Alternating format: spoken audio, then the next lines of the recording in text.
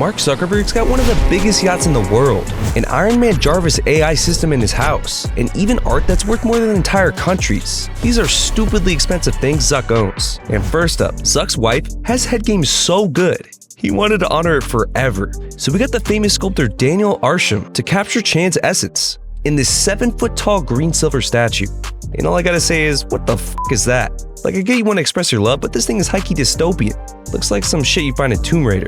Zuck says he wants to bring back the Roman tradition of sculpting your wife, but maybe that tradition should have stayed dead. At least he's not doing that traditional Roman salute like Elon. But this set Zuck back $350,000, which is pennies compared to what he spent on watches. Because he got inspired by Anand Ambani, the son of the richest man in Asia. At a wedding party, Anand showed off this wild aquarium-looking watch to Mark. And after he saw that $1 million drip, Zuck went on a shopping spree for watches. He got a Jaeger-LeCoultre Master Ultra Thin Knife watch for $30K, a de Bethune Starry Venus watch made from a literal meteorite for $90,000, and 2 FP Journe watches for $230,000. But those are cheap compared to his crown jewel, the Greubel Forsey Handmade 1. This shit looks like something for BioShock, but if you want the watch of the future, you'd have to drop $900,000 for it. So this thing makes his entire collection worth $1.25 million. But not only does this dude got a watch for every time zone in the US, he also has enough cars for every day of the week. And even though Zuck's a billionaire, he doesn't let anyone drive him around, so he just drives himself. And since Mark recently learned how to be human, he's been learning how to do something even harder than driving: how to be poor. And he's kind of nailing it with this Honda Fit. I guess when you make $1 a year from one of the biggest companies in the world, a $9,000 car is all you can afford. Luckily, it's not his only form of income, so he dropped another bag on a Golf GTI. It may not be the best ride, but I'd get one just to say I drive the same car as a billionaire. He won't be seen in a car for a while though, because he was caught using his phone while driving the Golf. I'd like to think he was texting, but he's probably stealing your data inside his $40,000 poor people mobile. But when he's not stealing your data, he's stealing your girl, because he dumped money on a Cadillac CT5V Blackwing luxury sedan. This thing isn't even a supercar and it still hits 200 miles per hour. No wonder it costs under $10,000. Dude smokes meats on the weekends, hits the waves in the summer, and now he's got a caddy? But Zuck is more known for being the ultimate wife guy. Dude refurbished a pair of 1977 Ford Broncos for him and his wife. And the way these old-ass cars sell, it probably cost him around $200,000. But that's still pennies for Zuck. And he wanted to really show off how much he loves his wife, so he got another pair of his and hers cars that he designed himself. He casually gifted himself a $180,000 Porsche 911 GT3 Touring, but his wife wanted the typical mommobile, and Zuck made sure she got it, but with a few small upgrades. So he worked with the West Coast Customs to make a one-of-a-kind Porsche Cayenne Turbo GT minivan. And this thing is definitely a car that exists. I can't tell if it's ugly or dope, but it's definitely not cheap, because he dropped around $230,000 for it. But even though he does love his wife, he must have decided it was about time to actually treat himself. So he absolutely splurged on a car that only 100 people in the world own, the Pagani Huayra. I mean, this thing is rarer than seeing Zuck showing actual human emotions. With a top speed of 238 miles per hour, this thing could take him beyond the metaverse, and it only cost him a small $3.4 million. So his entire car collection comes up to $4.1 million. I can respect it though. At least he's full setting the billionaire lifestyle now. And even though his car collection is pretty much complete, he's just getting started with planes. Because Mark's so loaded, he's buying new private jets like they're the new iPhone. He started with the Gulfstream G650ER in 2021. You know this thing is nice when it's got Rolls-Royce engines, and the cabin straight up looks like a Vegas hotel room. It's got 2 kitchens, a ton of leather reclining chairs, a couch, and a flat screen TV. But Zuck's TV is just for show, because when he's cruising at 300,000 feet, he throws on the MetaQuest and games in virtual reality. And when he's done grinding Magic the Gathering, his planes even got sections that can convert into a dining room and chairs that turn into beds? Not surprised, this shit cost $40 million. Yeah, this shit is extra as hell. But then the G700 came out, so he had to cop the new upgrade. And just like the new iPhone, there was like one change, literally. It's just a bigger cabin that comes with an actual bed this time. I hope it was worth it, because the G700 was double the price of the G650. Meaning, so far, Zuck spent $120 million just on private jets. And you already know he's buying the 800, 900, 1000. Hell, he might never stop. I guess when you're that rich, it's either go big or go home. And Zuck is going huge with everything, because this super yacht Launchpad is the second largest yacht ever constructed by Feedship. This thing is deadass longer than a football field. Like at that point, just buy an actual cruise ship. Zuck likes to keep things more low-key though, plus he doesn't have enough friends for all that. But Launchpad still has enough luxe staterooms for 24 guests and a full crew. This thing's got bars, multiple dining rooms, multiple lounges, both indoor and outdoor, and even a hot tub at the back. You already know Mark's getting up to some stuff in that jacuzzi when the ship goes into incognito mode. Oh yeah, this ship can go incognito. Mark literally turns off the identification system, so Launchpad basically goes invisible to all detection. That's a little sus when you got the richest people in the world partying together. That'll be some Diddy type shit going down. But they can't go completely invisible, because Mark's super yacht comes with another yacht, Wingman, and this thing looks like some Bill Nye scientific ass shit. So when Mark's not writing up the New World Order, he's chilling here. And honestly, this yacht feels like a real yacht. It's got a full-on hospital, a helipad, a built-in dive center, and decompression chamber, water scooters, luxury tenders, jet skis, and deadass, a Triton submarine. So with all those amenities, Zuck sunk $330 million into both of these yachts. Bro better be careful though. If he pisses his crew off, all they gotta do is throw some smoked meats in that sub and you got Ocean Gate 2. But Zuck's way too paranoid to go anywhere near that sub. I mean, bro's got a literal bunker for the end of the world in his real estate portfolio. But not before we get to his nuclear warfare escape plan. We gotta talk about how much he dropped on not one, not two, not three, but 8 different mansions. He started in SF with a townhome. SF might look like a third world country, but the way things are priced there, you'd think it's Wakanda. I mean, this place has 4 beds, 4 baths, with a rooftop deck and bar. And Zuck copped it for $10 million. Maybe the interior's crazy or something, but we'll never know because he scrubbed that shit from the internet. There's literally no pics anywhere.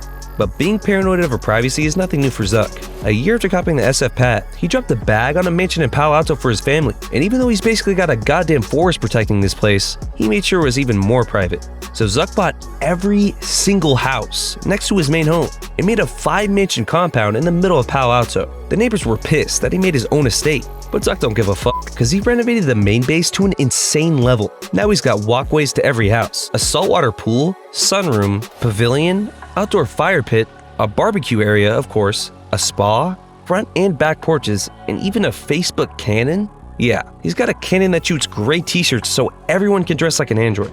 He's even invented a sci-fi ass nightlight just for his wife, because once she checks on the kids at night, she gets so stressed from seeing the time, she can't fall back asleep. So he made this $1,000 nightlight called the Sleep Box to tell her to get up without showing the time. Bro, this lady needs Xanax if the clocks are stressing her out. But the craziest part is his AI assistant. The main mansion has an AI called Jarvis, with Morgan Freeman's voice. Good morning, Jarvis. Good morning, Mark. It's Saturday, so you only have 5 meetings. That controls temperature, lights, security, even music. Hey, play us some good Nickelback songs. I'm sorry, Mark. I'm afraid I can't do that. There are no good Nickelback songs. Good. That was actually a test. Copying a Marvel character is kinda cringe, but he already crossed that line with his t-shirt cannon. All these houses combined took an insane $49 million to purchase. And that's still chump change for Mark, because this dude bought 2 historical estates in Lake Tahoe and then demolished them to build a place bigger than the White House. The neighbors had some nice things to say like stay the fuck out, but it's kinda too late for that. Zuck's already started construction on this 75,000 acre palace. Blueprint show it's gonna have a bunkhouse, gatehouse, guest house, gym, and office. None of those words are in the Bible. And neither are any of these other features, like mulch trails, stone walkways, stone bridges, and fire pits. And this resort-sized compound comes out to $59 million. Dude's putting in bear boxes too, like that's the biggest problem. The neighbors are ready to start a riot just because he bought the land. But they need to buy a nuke to actually scare Zuck, because Mark didn't just buy a doomsday bunker in Hawaii. He bought a doomsday city.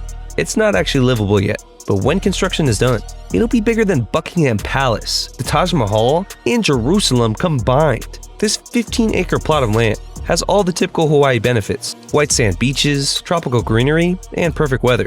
And that's about it. The rest of the place is protected by 6-foot rock walls to stop intruders. Construction is protected by an NDA that's so strict, you'll get fired for posting about it on Snap.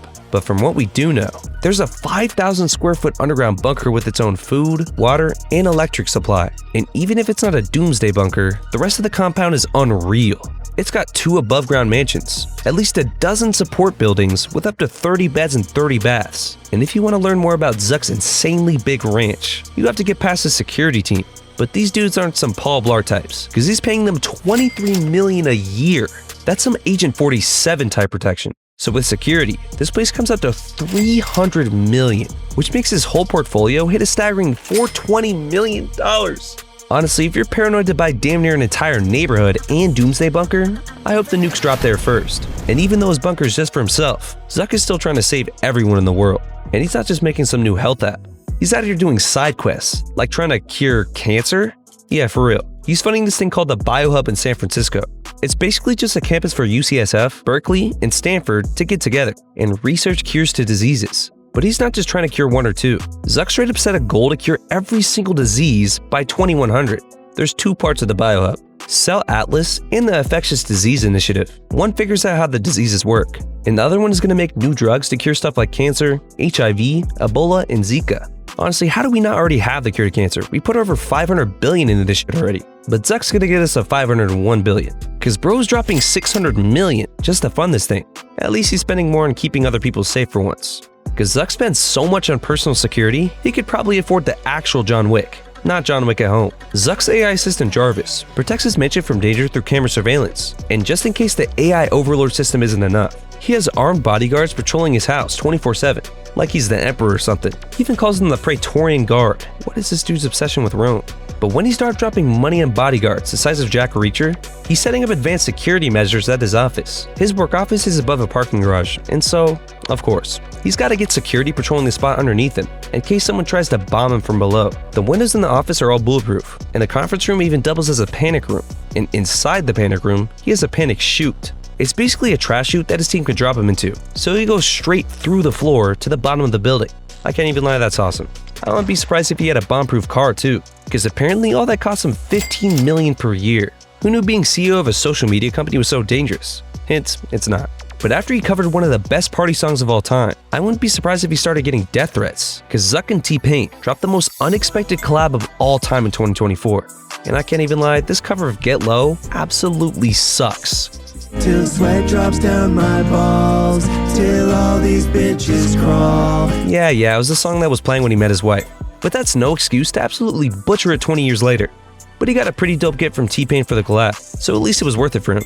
It's made from straight gold and has T-Pain's signature emblem on it. Low-key though, when Mark wears it, I get big Illuminati vibes. And it probably cost around $100 grand. So Zuck is officially part of rap culture now, I guess. Hopefully this is the last collab he ever does. But Zuck's earliest collab with an artist is by far the craziest stuff I've ever seen, cause it deadass gave him the most expensive piece of art of all time. Mark isn't known for his art collection, mainly because he doesn't have one. But he also doesn't need one, cause he owns the most expensive piece of art in the world.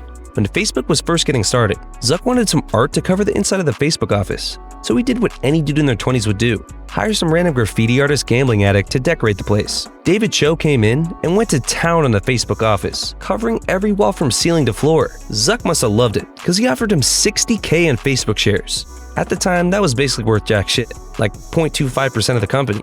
But David accepted it anyways. The other option was $60K cash, and I would have killed myself if I took that. Cause now, the Facebook mural isn't just worth $60K. It's worth $3 billion. You'd think that'd be enough money for Cho to stop gambling too. Nope, but hey, at least now he can do it with style. And Zuck gets some mid-artwork all over his office. Gotta respect Cho for the hustle though. Dude's mural should be nowhere near the words $1 billion.